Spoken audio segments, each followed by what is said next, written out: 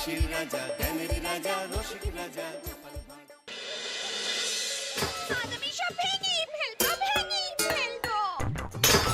অনেক হয়েছে, আর সহ্য হচ্ছে না। আমি সব ভেঙে ফেলবো, ভেঙে ফেলবো। মানে ও গিন্নি, গিন্নি, গিন্নি গো, একটু শান্ত হ, একটু কথাটা শোনো। না না, আমি আর কিচ্ছু শুনবো না। এক সপ্তাহ সময় দিচ্ছি, তার মধ্যে মহারানীর মতো ওই সীতাহার আমার চাই চাই চাই। কিন্তু গিন্নি, ওটার যে অনেক দাম। আমার কি আর মহারাজের মতো অত টাকা আছে বলো? এই শোনো, তোমার কি আছে আর কি নেই তা আমার খুব ভালো করে জানা আছে, বুঝলে? কিন্তু গিন্নি, একটা কথা কান খুলে শুনে রাখো, এবারে যদি তুমি ওই সীতাহার আমাকে গড়িয়ে না দাও, আমি তাহলে চিরদিনের মতো বাপের বাড়ি চলে যাব। এই এই আমি বলে দিলাম। আচ্ছা পড়ে পড়লাম আমি, কি যে করি। দূর, আর ভালো লাগে না।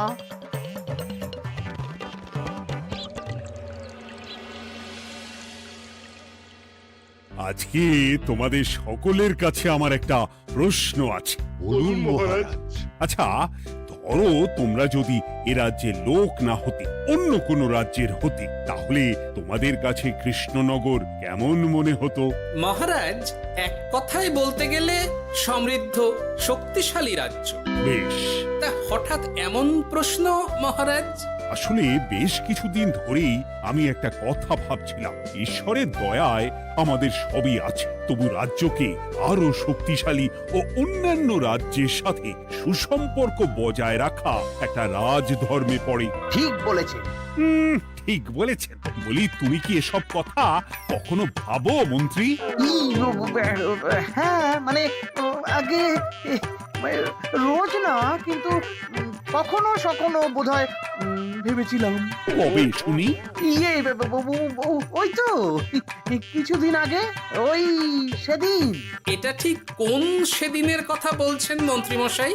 যেদিন আকাশে ওই দুটো সূর্য উঠেছিল? তোমাকে সবকিছুতে ফোড়ন কাটতেই হবে না গোপাল? হ্যাঁ, কি আর করি বলুন, আপনার কষ্ট যে আর সহ্য হয় না। যাই হোক, মুদ্রা কথা হলো, এসব কথা মাথায় রেখে এখন আমাদের কিছু করা উচিত। কিন্তু কি করা উচিত সেটা আমি ঠিক বুঝতে পারছি না। এই একটা করে রসগোল্লা খাওয়ালে কেমন হয়? এই, তুমি থামবে? মহারাজ, আমার কাছে একটা উপায় আছে। 10 দিনের একটা মিলন মেলার আয়োজন করলে কেমন হয়? খুব বাজে হবে। একটা মেলা কত ঝামেলার কাজ সেটা বোঝো? একেই কত খরচ, তার উপর আবার অনেক লোক। মোটেই না, এটা তো দারুণ বুদ্ধি দিয়েছো গোপাল। এমন কিছুই তো চাইছিলাম। দূর, আর সবকিছুই আমার বিপক্ষে মনে হয়। দিনটাই খারাপ, আমি বরং চুপই থাকি। তাহলে সবাই শোনো, 1 সপ্তাহ পর কৃষ্ণনগর এক বিরাট বড় মিলন মেলার আয়োজন করছে, আর তার জন্য লোকজনকে নিমন্ত্রণ করার কাজ দেখবে গোপাল। যথা আজ্ঞা মহারাজ। আর মন্ত্রী, ভালো করে শুনে রাখো, মেলা প্রাঙ্গণ সাজানো, ঠিকঠাক নিরাপত্তা, এসব তোমার দায়িত্ব। আচ্ছা, কিন্তু বলছিলাম যে সবকিছু ভালো করে করতে গেলে খরচও তো। ওসব নিয়ে তোমাকে চিন্তা করতে হবে না। যত খরচই হোক আমাকে বলো, আমি দেব। আরে বাস, তো দারুণ ব্যাপার। এই ফাঁকে যদি কিছু আমারও লাভ হয়ে যায়, তাহলে গিন্নির গলার হারটার কিছু একটা করতে পারবো। বেশ, তাহলে প্রত্যেকে নিজেদের কাজ শুরু করে দাও।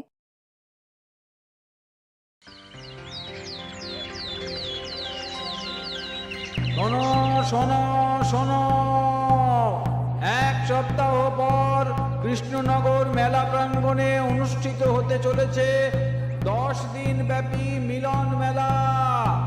সকল গ্রামবাসীকে এই মেলায় আসার জন্য আমন্ত্রণ জানানো হচ্ছে। শোনো শোনো শোনো।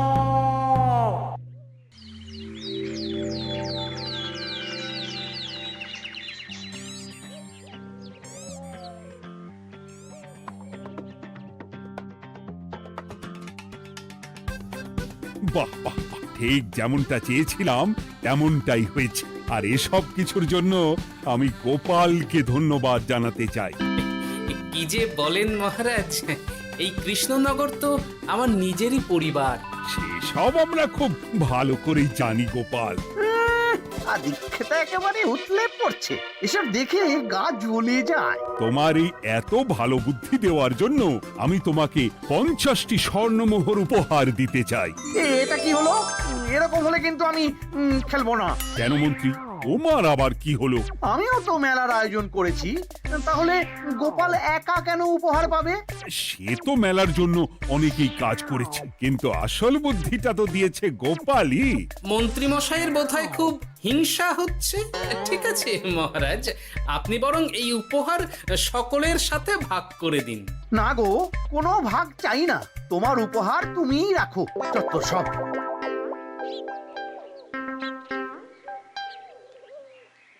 আমার কি এত খারাপ দিন এসেছে নাকি যে আমাকে গোপালের থেকে পুরস্কার নিতে হবে?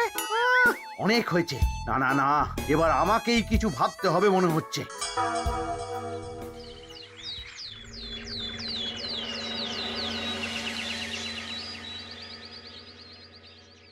আমার আমার সব শেষ হয়ে গেল গো, সব শেষ হয়ে গেল। এবার এবার আমার কি হবে? মহারাজ, মহারাজ কিছু একটা করুন, মহারাজ কিছু একটা করুন।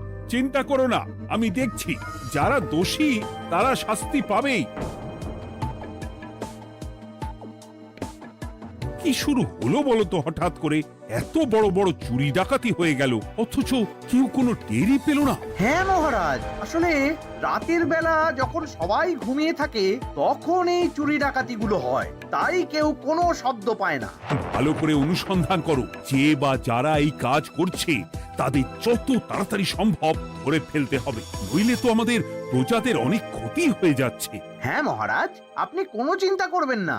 কোথায় আনন্দ করে সব প্রজারা মেলা ঘুরবে তা নয়, আবার এই উটকো ঝামেলা। একটা কথা বলছি, কিছু মনে করবেন না।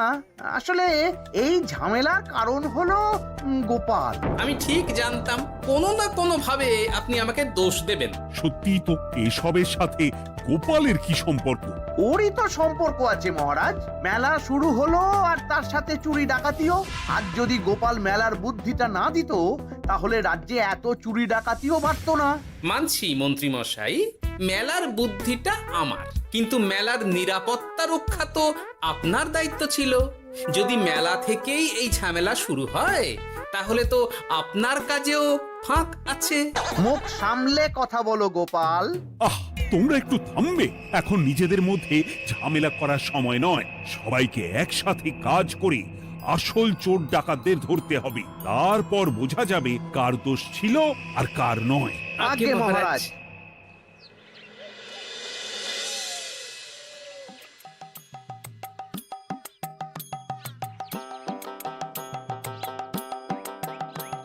এই তো তুমি এসে গেছো।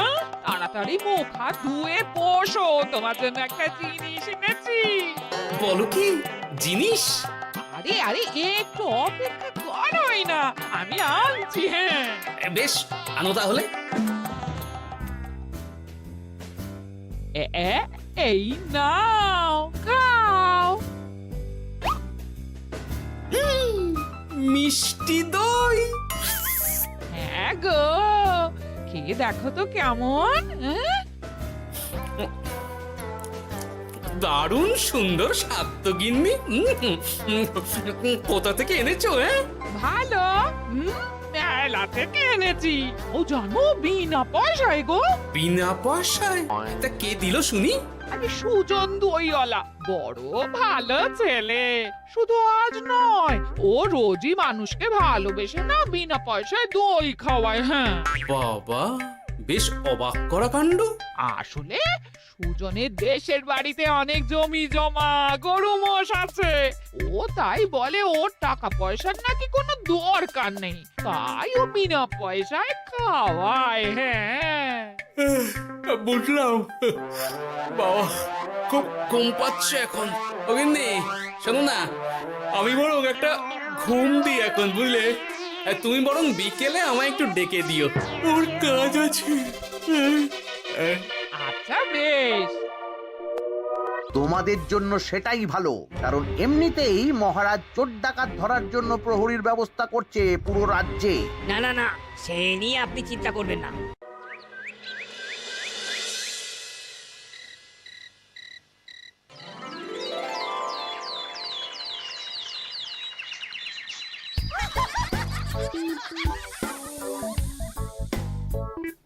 কই গো, ওরে আর কতক্ষণ ঘুম হবে? সকাল তো হয়ে গেল। সে কি গিন্নি, সকাল?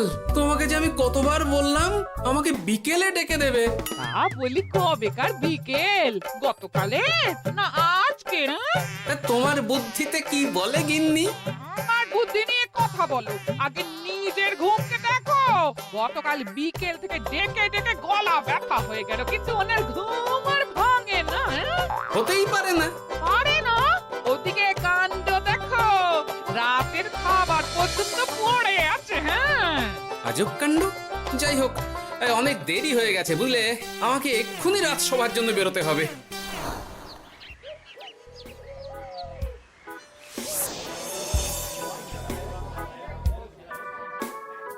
বাবা, এত ভিড় কি আছে এখানে? একটু কাছে গিয়ে দেখি তো। সত্যি সত্যি ভাই সুজন, তোমার হাতে জাদু আছে। এত সুন্দর মিষ্টি দই, এ স্বাদ ভোলার নয় ভাই। আচ্ছা, তাহলে এই হলো সুজন দইওয়ালা। ভালো মিষ্টি দই আছে, নেবে নাকি গো? পয়সা লাগবে না। জানি তো, সত্যি দারুণ স্বাদ এই দইয়ের। আমি খেয়েছি তো। তবে আজ নেব না গো, কাল এসে নিয়ে যাব। আচ্ছা আচ্ছা আচ্ছা।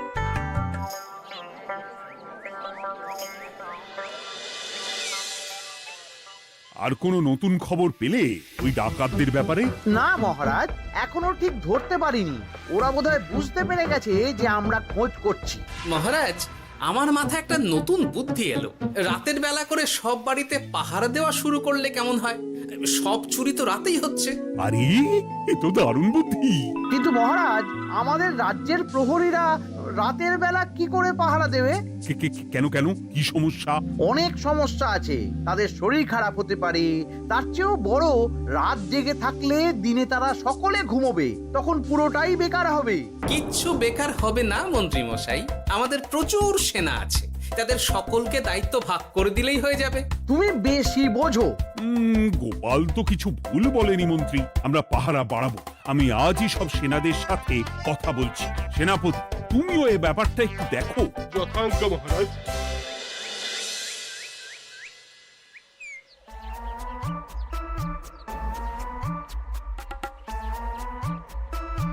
চোর ডাকাতদের ধরার জন্য যদি একটা সূত্রের হদিশ পাওয়া যায় তাহলেই কেল্লা ফতে, কিন্তু সেটাই পাওয়া যাচ্ছে না বলেই এত সময় লাগছে।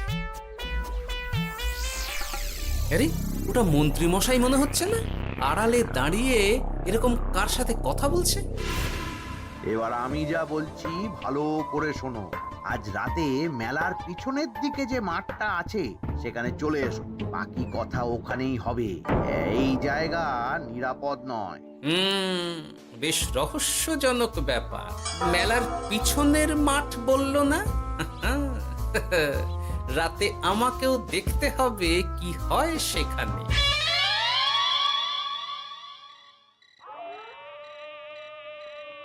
উফ, কি মশা রে বাবা!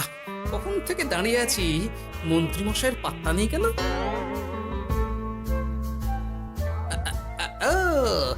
ওই তো চলে এসেছে। এই যে আমার সোনার হাটটা কই? হ্যাঁ, পই পই করে বলেছিলাম আমার ওটা চাই। আগে কি আর বলি বলুন তো, ওই হারটা আমাদের দলের প্রধানের খুব পছন্দ হয়ে গেছে, তাই কোনোভাবেই ওটা দিতে পারলাম না। কি এত বড় সাহস! আমার বলার পরেও তুমি এরকম করলে?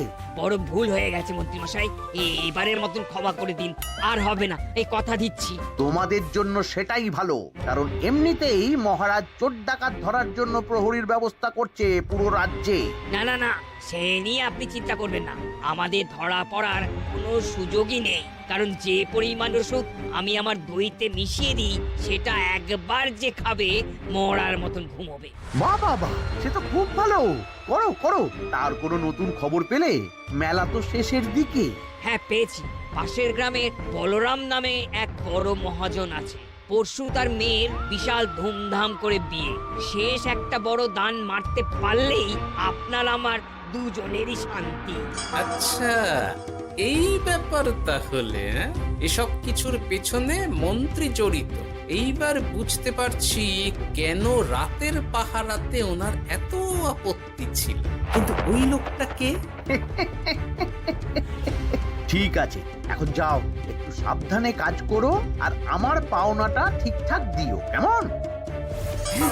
সে কি সুজন দইওয়ালা? এবার আমার কাছে পুরো ব্যাপারটা পরিষ্কার হয়ে গেছে। না, কালই মহারাজকে সব জানাতে হবে, আর এদের হাতে নাতে ধরার জন্য একটা উপায় ভাবতে হবে।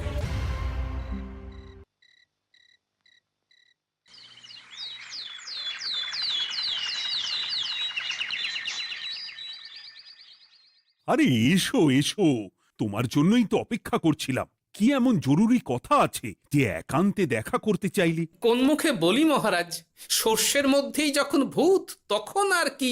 মানে একটু খুলে বলো তো, কি হয়েছে? আমাদের রাজ্যের এই এত বড় বড় চুরি ডাকাতির পিছনে কারা আছে সেটা আমি জানতে পেরে গেছি মহারাজ। হ্যাঁ, এ তো দারুণ খবর। তাহলে আমরা এখানে কি করছি? এখনই তাদেরকে গিয়ে বন্দি করি? না মহারাজ, আমাদের হাতে কোনো প্রমাণ নেই, তাই ওইভাবে বন্দি করতে পারবেন না। কেন বলো তো, কারা আছে পেছনে? সেটা আপনি নিজের চোখেই দেখে নেবেন পরে। তবে এটা জানিয়ে রাখি, আমাদের মন্ত্রী মশাইও যুক্ত আছেন। কি? আমাদের মন্ত্রী? এত বড় বিশ্বাসঘাতকতা! আমি এখনই নিজের হাতে ওকে বন্দি করতে চাই। না না না না মহারাজ, সেটা করলে বাকি ডাকাতদের ধরতেই পারবেন না। তাহলে উপায়? আমি জানতে পেরেছি এই ডাকাতদের পরের নিশানা হলো পাশের গ্রামের বলরাম মহাজনের বাড়ি। বলরাম মহাজন? কাল তোর মেয়ের বিয়ে, আমাদেরও তো নিমন্ত্রণ আছে সেখানে। তাহলে তো আরোই সোনায় সোহাগা। শুনুন মহারাজ, আমার মাথায় দারুণ এক বুদ্ধি এসেছে। সে কি? হ্যাঁ, আপনি কোনো চিন্তা করবেন না, আমি শুধু যা বলছি সেটা করুন, বাকিটা আমি সামলে নেব। তবে দেখবেন যেন মন্ত্রী মশাই এসবের কিচ্ছুটি টের না পায়। বেশ বেশ বেশ।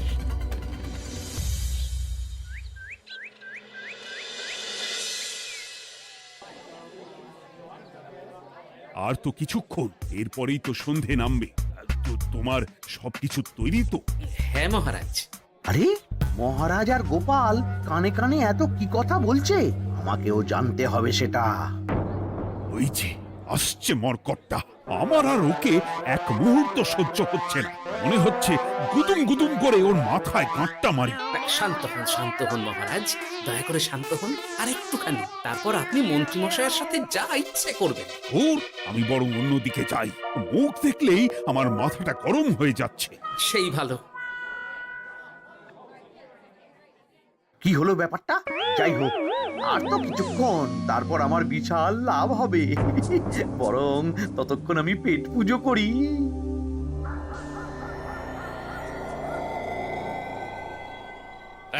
যা যা দামি জিনিস আছে সব দিয়ে দে। এই তো খেলা শুরু। এবার আর আমায় পায় কে? ও বাবা, এরা আবার কারা?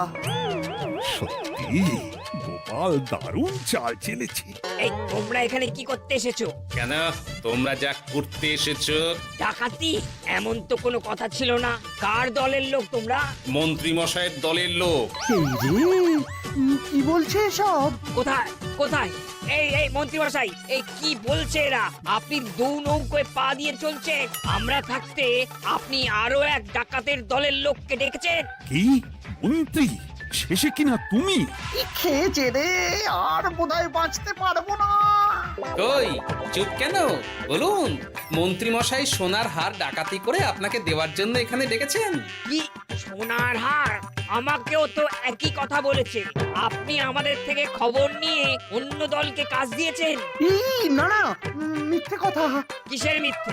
আপনি ছাড়া তো আর কেউ জানতো না এখানের কথা। না গো, আমি শুধু তোমাদেরকেই কাজ দিয়েছি একদম শুরু থেকে। আর কোনো ডাকাতের দলকে আমি চিনি না, আমি তো নিজেই প্রথম শুনছি। মন্ত্রী, লজ্জা করে না তোমার? তুমি আমার প্রজাদের এইভাবে ঠকাচ্ছিলে। ইয়ে মানে মহারাজ, আমি আসলে অনেক হয়েছে মন্ত্রী মশাই, আপনি ধরা পড়ে গেছেন। প্রহরী, বন্দি করো সবাইকে, আর মন্ত্রীকেও। আমাকে ক্ষমা করে দিন মহারাজ, আমি ইচ্ছা করে এটা করিনি। আসলে আমার গিন্নি কদিন ধরেই মহারানীর সীতাহারের মতো দেখতে হার বায়না করেছে। তার জন্য তুমি নিজেদের লোকেদের থেকেই চুরি করবে? আর কি করব বলুন, এক সপ্তাহের মধ্যে হার না দিলে বাড়ি ছেড়ে চলে যাবে বলেছে। তাই আমি এখন আপনি যেটা করেছেন সেটা যদি আপনার গিন্নি জানতে পারে তাহলেও বাড়ি ছেড়ে চলে যাবে। শাস্তি তো তোমাকে পেতেই হবে মন্ত্রী। আয়, কে আছো? শোনো, মন্ত্রীকে মুখে কালি মাখিয়ে গাধার পিঠে বসিয়ে সারা রাজ্য ঘোরাও, এটাই ওর যোগ্য শাস্তি। আর গোপাল, তোমার বুদ্ধির প্রশংসা করতেই হয়। তোমার পুরস্কার আমি কাল রাজসভায় দেব। দূর দূর, জীবনে বিয়ে করাই ভুল হয়েছে আমার।